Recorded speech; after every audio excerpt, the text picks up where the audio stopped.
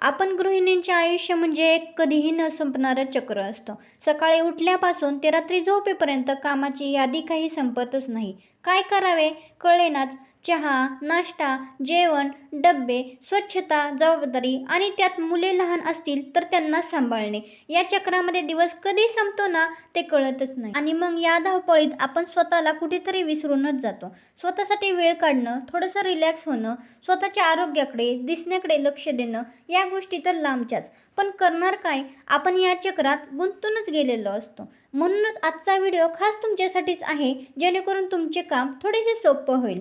त्यामुळे व्हिडिओ शेवटपर्यंत पाहत राहा. बघा, जर का आपण कामाचे नियोजन केले ना तर धावपळ देखील होणार नाही आणि स्वतःसाठी वेळ देखील काढता येईल. वेळ सुद्धा शिल्लक राहील. चला तर मग पाहूया यासाठी आपण काय करू शकतो ते. नंबर 1, कामाचे नियोजन करा. कामाचे नियोजन कसे करावे मग? तर त्यासाठी आपण काही टिप्स पाहणार आहोत. त्यातील पहिली टिप म्हणजे आपल्याला परफेक्ट राहण्यासाठी अट्टहास आपण सोडायचा आहे.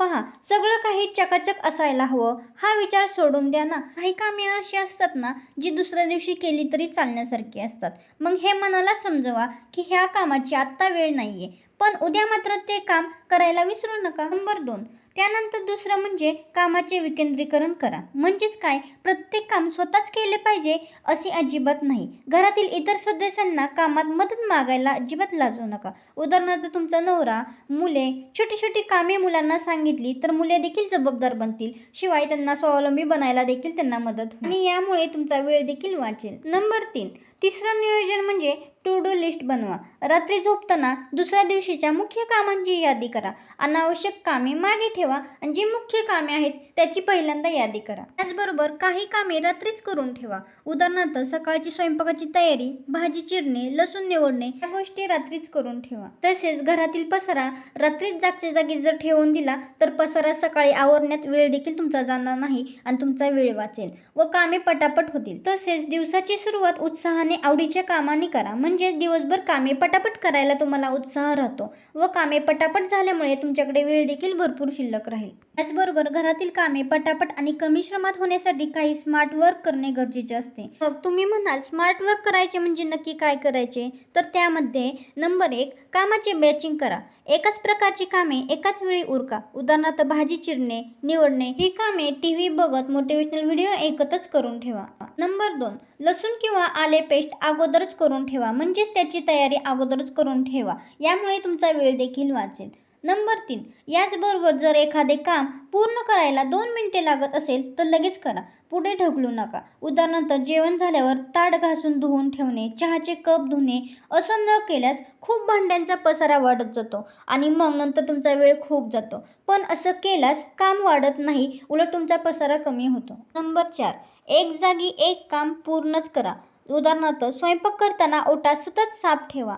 भाजी चिरून झाल्यावरती लगेच कचरा कुंडीत त्याची साल वगैरे काय कचरा असेल ते टाकून द्या. जेवण बनवतानाच किचन ओटा स्वच्छ करत राहिल्याने नंतर वाढीव काम तुम्हाला राहणार नाही. त्याच्यामुळे तुमचा पुढचा वेळ देखील तुमचा वाचणार आहे. नंबर 5, मुलांचे कपडे, स्कूल बॅग्स रात्रीच नीट करून ठेवा. नीट लावून ठेवा म्हणजे सकाळी तुमचा वेळ त्याच्यात वाचून जाईल. नंबर 6, घरातील प्रत्येक वस्तूची जागा ठरलेली असावी. वस्तू वापरल्यानंतर लगेच त्याच्या जागेवर ठेवून द्या. यामुळे पसारा होणार नाही आणि मग हा पसारा आवरण्यास लागणारा वेळ तुमचा वाचणार आहे. हा तुमचा प्रत्येक वेळी वाचलेला वेळ आहे ना, ते तुम्हाला पुढं स्वतःसाठी उपयोग होणार आहे आणि त्यामुळे पूर्ण दिवस देखील तुमचा कामामध्ये जाणार नाही. पुढे आपण याच विषयावर बोलणार आहोत, त्याच्यामुळे व्हिडिओ शेवटपर्यंत नक्की पहा. व्हिडिओ अजिबात स्किप करू नका मैत्रिणींनो, पुढे खूप इंटरेस्टिंग असा व्हिडिओ आहे.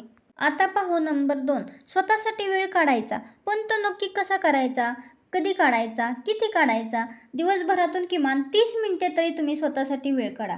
त्यासाठी थोडंसं लवकर उठण्याचा प्रयत्न करा आणि तो वेळ स्वतःसाठी ठेवा किंवा त्या वेळेत महत्त्वाची कामे पूर्ण करून घ्या. म्हणजे नंतरचा वेळ तुमच्यासाठीच राहील आणि त्याचबरोबर तुम्ही आवडीची कामे करत राहा. आवडीच्या कामाने आनंद तर मिळतोच, शिवाय मानसिक ताण देखील कमी होत राहतो. महत्त्वाचं म्हणजे एक काम पूर्ण झाल्याशिवाय दुसऱ्या कामाला शक्यतो हात लावू नका, कारण त्यामुळे कामे वाढण्याची शक्यता जास्त असते. कामे टप्प्याटप्प्याने करत राहा. उगीच वेळ कुठेही न घालवता तो योग्य कामासाठी वापरा, म्हणजे थोडासा वेळ तुमच्यासाठी नक्की शिल्लक राहील. तर या वाचलेल्या वेळेत, मिळालेल्या वेळेत दुपारची किमान 15 ते 20 मिनिटं तुम्ही वामकुक्षी घ्या, म्हणजे थोडीशी झोप घ्या, विश्रांती घ्या. स्वतःच्या आरोग्याकडे दुर्लक्ष करू नका. स्वतःचे आरोग्य नक्कीच जपायला शिका. त्यामध्ये तुम्ही आवडीची कामे, आवडीच्या कला तुम्ही जोपासू शकता. मनाला आनंद मिळेल अशा काही गोष्टी करू शकता, शिकू शकता. याचबरोबर स्वतःच्या आरोग्याकडे दुर्लक्ष करायचं अजिबात नाही, कारण आजारी पडल्यावर घर थांबल्यासारखेच होते हे तुम्हाला पण माहीत आहे. लक्ष ठेवा, तुम्ही स्वतःसाठी वेळ काढता का? कमेंट बॉक्समध्ये नक्की सांगा. मला असं वाटतं की आजचा दिवस तुम्ही ऐकल्यानंतर तुमचा पूर्ण दिवस कामामध्येच निघून जातो असे तुम्ही अजिबात म्हणणारच नाही, कारण तुमची धावपळ आता हळूहळू थांबण्यास मदत होणार आहे आणि तुम्ही स्वतःला वेळ देखील देऊ शकणार आहात. तर आजचा व्हिडिओ तुम्हाला कसा वाटला? आवडल्यास हा व्हिडिओ इतर मैत्रिणींपर्यंत शेअर करायला विसरू नका आणि छानशी कमेंट करायला सुद्धा विसरू नका. आणि आपल्या गृहिणी फॅशन लॅब चॅनलवरती नवीन असाल तर अशाच उपयुक्त अशा गृहिणींसाठी, महिलांसाठी आपण उपयुक्त असे व्हिडिओ बनवत असतो, होम टिप्स बनवत असतो. तर यासाठी आपल्या गृहिणी फॅशन लॅब चॅनलला सबस्क्राईब करायला मात्र अजिबात विसरू नका. आपण रोज नवनवीन टॉपिकसोबत नवनवीन उपयुक्त अशा व्हिडिओमध्ये आपण बोलत असतो, मोटिवेशनल व्हिडिओ करत असतो. त्याच्यामुळे आपल्या गृहिणी फॅशन लॅब चॅनलला फॉलो देखील करा. सबस्क्राईब केल्यावर पुढील बेल आयकॉन बटन दाबायला अजिबात विसरू नका, जेणेकरून आपले आलेले व्हिडिओ नोटिफिकेशन तुमच्यापर्यंत नक्की पोहोचतील. चला तर मग आजचा व्हिडिओ पाहिल्याबद्दल सर्वांचे धन्यवाद. आजचा व्हिडिओ कसा वाटला? आवडल्यास लाईक करा, शेअर करा, सबस्क्राईब करा आणि छानशी कमेंट करायला सुद्धा विसरू नका. तोपर्यंत स्वस्त राहा, मस्त राहा, खुश राहा, मजेत राहा आणि आनंदित राहा. तसे तर तुम्ही एक सुंदर, सुशिक्षित आणि सुगरण गृहिणी तर आहात.